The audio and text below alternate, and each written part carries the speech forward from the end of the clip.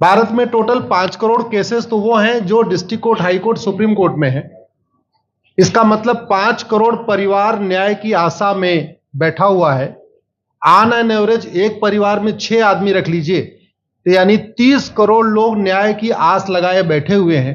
30 करोड़ का मतलब एक अमेरिका, 30 करोड़ का मतलब 15 ऑस्ट्रेलिया, 30 करोड़ का मतलब 7 कनाडा, 30 करोड़ का मतलब 1.5 ब्राजील। इतने लोग भारत में न्याय की आस में बैठे हुए हैं। और ये 5 करोड़ केस तो वो हैं जो district court, high court, supreme court में है। इसके पैरेलल हमारे देश में एक और जुडिशियल सिस्टम है, उसको कहते हैं तहसीलदार, एसडीएम, एडीएम, डीएम, कमिश्नर, जहां पे चकबंदी के मुकदमे चलते हैं। वो इस 5 करोड़ में काउंटेड नहीं है। जो तहसीलदार के यहां मुकदमा होता है, एसडीएम के यहां मुकदमा होता है, एडीएम के यहां होता है, डीएम के यहां होता है, चकबंदी अधिकारी जिसको सीओ कहते हैं, डीडीसी कहते हैं, एसओसी कहते हैं, वो एक इसके पैरेलल में है। और 5 करोड़ मुकदमे वहां पे भी चल रहे हैं। इसका मैं लाइव एग्जांपल देना चाहूंगा भारत की ब्लैक जस्टिस सिस्टम का। 1985 में जौनपुर में एक 10 बीघे जमीन का मुकदमा शुरू हुआ था। अभी वो सबसे नीचे पायदान पे है, जिसको कहते हैं चकबंदी बीत चुके। 37 साल में यह नहीं तय हो पाया कि असली विल कौन सी है। 2 लोगों ने क्लेम किया, वो कह रहे हैं मुझे विल मिली है, वो कह रहे हैं मुझे विल मिली है। 37 साल में यह नहीं डिसाइड हो पाया असली विल किसकी है। अगर मान लीजिए आज डिसाइड हो जाए तो सीओ के बाद एसओसी, एसओसी के बाद डीडीसी, डीडीसी के बाद हाई कोर्ट, हाई कोर्ट के बाद सुप्रीम कोर्ट, यानी अभी 35 साल और लगेगा, 70 साल लगेगा। सेकंड जनरेशन मुकदमा लड़ रही है, ऑलरेडी सेकंड जनरेशन मुकदमा लड़ रही है। और इसी स्पीड से काम हुआ तो मुझे लगता है थर्ड जनरेशन आके मुकदमा जाके तब जाके सुप्रीम कोर्ट पहुंचेगा। दूसरा एग्जांपल, एक ग्लेरिंग एग्जांपल आपको देता हूं। 1971 के वॉर में पाकिस्तान में बम फेंकने वाले, पाकिस्तान के फौजियों के बहुत सारे बैंकर तोड़ने वाले एक कर्नल कबोत्रा है, पंचकुला में रहते हैं। दुश्मनों के उन्होंने दांत तोड़ दिए। आज 2000 से उनके मकान पे किसी ने कब्जा किया हुआ है। जितने में एक एयरपोर्ट बनता है, एक एयरपोर्ट बनाने में 25,000 करोड़ की लागत आती है। अगर हमारी सरकारों ने एक एयरपोर्ट की कीमत जुडिशियल सिस्टम पे खर्च कर दिया होता तो हमारी न्यायिक व्यवस्था अच्छी हो गई होती। आज घटिया, चूंकि अकाउंटेबिलिटी नहीं है, जुडिशियल सिस्टम में कोई अकाउंटेबिलिटी नहीं है। किसी के साथ न्याय हो जाए, अन्याय हो जाए, कोई फर्क नहीं पड़ता। निर्दोष को जेल हो जाए, जज की कोई अकाउंटेबिलिटी नहीं। दोषी को बेल हो जाए, जज की कोई अकाउंटेबिलिटी नहीं। लाखों लाख लोग जेल में सड़ रहे हैं, लाखों धोखेबाज भ्रष्टाचारी बाहर घूम रहे हैं। मूल कारण है ब्लैक जस्टिस सिस्टम। आपने बहुत अच्छा, आपने इस पे वेब सीरीज बनाया है और इस देश में world class airport, world class highway, world class shopping mall, सब कुछ वर्ल्ड क्लास बना लिया। इनफैक्ट अपना मोबाइल का डेटा सुरक्षित रखने के लिए हमारे सांसद, विधायक, जज आईफोन भी यूज करते हैं। अमेरिका का आईफोन यूज करते हैं हमारा डेटा सुरक्षित हो जाए। लेकिन भारत सुरक्षित हो जाए उसके लिए यह नहीं देखते कि जापान में कौन सा कानून है, अमेरिका में कौन सा कानून है, सिंगापुर में क्या अच्छा चल रहा है। कनाडा में रेंट का मामला एक डेट में खत्म होता है। सिंगापुर में अभी कुछ दिन पहले एक व्यक्ति के पास 900 ग्राम गांजा पाया गया, उसको फांसी हुई है। दोबारा वहां ड्रग स्मगलिंग होगी क्या? तो भारत में चाहे वो ड्रग स्मगलिंग है, माफिया राज है, ह्यूमन ट्रैफिकिंग है, इन सब के लिए हमारा जस्टिस सिस्टम जिम्मेदार है। कोई भी अपराध होता है उसमें 2 पक्ष होता है, एक पीड़ित, एक अपराध करने वाला। जो पीड़ित होता है वो चाहता है जल्दी उसको न्याय मिल जाए, अपराध करने वाला चाहता है मुकदमा लंबा चले।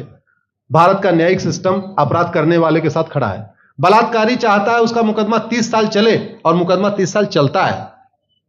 भू माफिया चाहता है कि गरीब की जमीन पे कब्जा कर ले, उसका मुकदमा 50 साल चले और आज की डेट में मुकदमा 50 साल चल रहा है। इसका मतलब वर्तमान न्यायिक सिस्टम बलात्कारी के पक्ष में है, भू माफिया के पक्ष में है, ड्रग स्मगलर के पक्ष में है, ह्यूमन ट्रैफिकर के पक्ष में है, नक्सलियों के पक्ष में है, माओवादियों के पक्ष में है, जो लोग देश विरोधी काम कर रहे हैं उनके पक्ष में है। 40 साल 50 साल के बाद किसी व्यक्ति ने मिलावट करके लोगों का स्वास्थ्य खराब कर दिया, उसको 50 साल के बाद सजा हो रही है। इस बीच उसने कम से कम पता नहीं कितने लोगों का और भी कर दिया।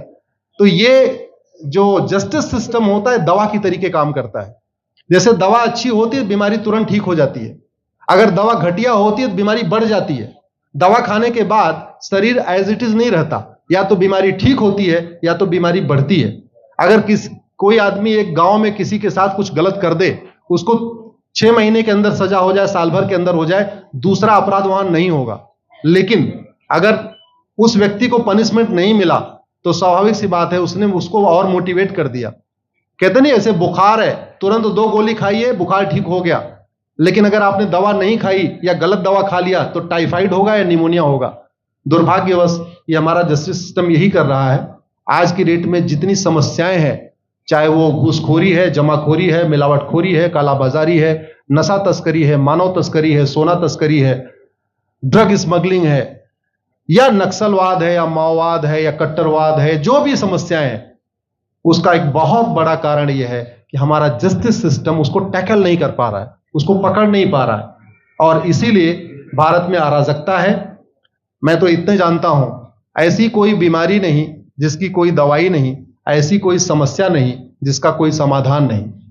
हम हर चीज के लिए बाहर से चीजें खरीदते हैं, तो हम ये क्यों नहीं देख रहे हैं कि आखिर चाइना का जस्टिस सिस्टम कैसा है, सिंगापुर का कैसा है, कनाडा का कैसा है, फ्रांस का कैसा है, और अमेरिका का कैसा है।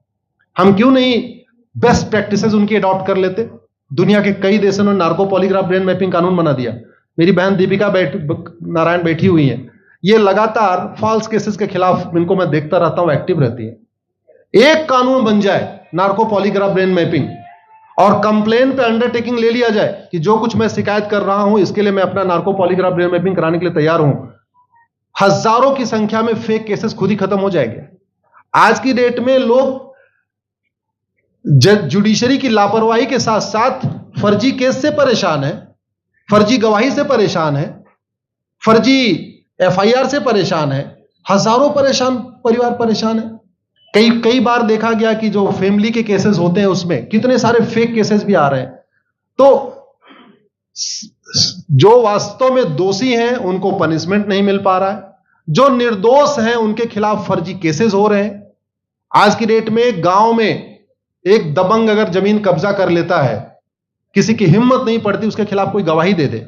लोगों को अपनी जमीन छुड़ाने में 30-30 साल लड़ना पड़ रहा है, 35 साल लड़ना पड़ रहा है। अगर 30 साल 35 साल के बाद कक्कड़ जी उसको अपनी जमीन मिल भी गई तो उसके साथ न्याय कहां हुआ? 35 साल में उसका टाइम बर्बाद हो गया, 35 साल में उसका पैसा बर्बाद हो गया, 35 साल वो मेंटल ट्रॉमा में रहा, 35 साल उसने तारीख पे तारीख झेली है। और मैं तो डिस्ट्रिक्ट कोर्ट में कई बार जाके देखा, ऐसे परिवारों को देखता हूं जिनके पास बस से आने के लिए पैसा नहीं है, साइकिल से आते हैं। ऐसे परिवारों को देखता हूं जो चाय नहीं पी सकते अपने पैसे से, बेचारे घर से रोटी बांध के और अचार लेके आते हैं, लेकिन वहां मजबूरी में वकील को पैसा देते हैं। तो हमारी कोर्ट कचहरी वास्तव में दलाली का अड्डा बन गया है, हमारी कोर्ट कचहरी भ्रष्टाचार का अड्डा बन गया है। और मैं दुख के साथ कहना चाहूंगा, अदालतों में न्याय हो नहीं रहा है बल्कि न्याय बिक रहा है। जिनके पास पैसा है वो उन्होंने कितना बड़ा क्राइम किया हो, मर्डर किया हो, रेप किया हो, उनको जमानत हो रही है, और जिनके पास नहीं है वो बेचारे जेल में सड़ रहे हैं। कई बार तो देखा गया, मैंने मेरे